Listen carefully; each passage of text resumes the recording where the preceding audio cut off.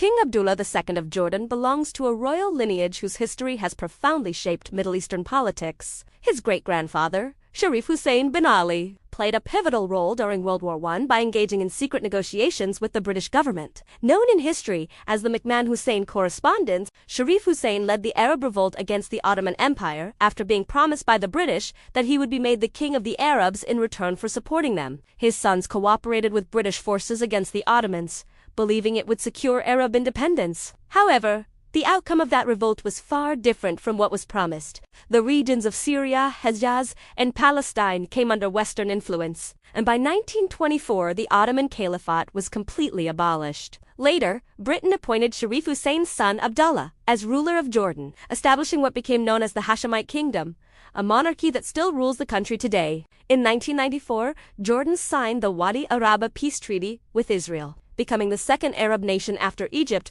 to officially recognize the Jewish state. This agreement opened a diplomatic and security relations between the two countries, but it also triggered widespread criticism within Jordan and across the broader Muslim world. Many accused the Jordanian leadership of betraying the Palestinian cause and undermining Islamic unity by restricting Palestinian resistance movements, particularly the Muslim Brotherhood, while strengthening ties with Israel. Jordan's political, economic, and geographical realities are deeply complex. As a small, resource-limited nation, surrounded by powerful states, Jordan often finds itself under immense external pressure, forced to adjust its decisions in response to shifting regional dynamics. The unease visible during King Abdullah II's meetings with former U.S. President Donald Trump reflected just how constrained Jordan's diplomatic space has become. The current regional climate has made Jordan's position even more delicate. Rising tensions between Iran and Israel have brought the entire Middle East to the brink of instability. Iran's financial and military support for Palestinian resistance groups is viewed by Israel and its allies as an existential threat, while proxy wars raging in Syria,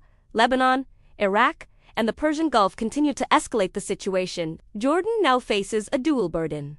On one side, political and defense pressure from Western and Israeli allies. On the other, the expectations of its own citizens, the sentiments of millions of Palestinian refugees, and the broader sympathies of the Muslim world. Economically and strategically, Jordan remains fragile, heavily dependent on financial and military assistance from the United States, Israel, Saudi Arabia, and other Western partners. The deeper question, however, lies beyond Jordan itself. How united and politically organized is the Muslim world when it comes to formulating an effective strategy on an issue as critical as Palestine? The mounting confrontation between Iran and Israel has pushed the region closer to potential war, and any full-scale conflict would inevitably have devastating repercussions across the Middle East, with Jordan caught in its immediate path. Jordan's current policy cannot simply be dismissed as weakness or moral compromise. It reflects the survival choices of a state navigating immense external and internal pressures within a highly volatile environment. While criticism of Jordan's position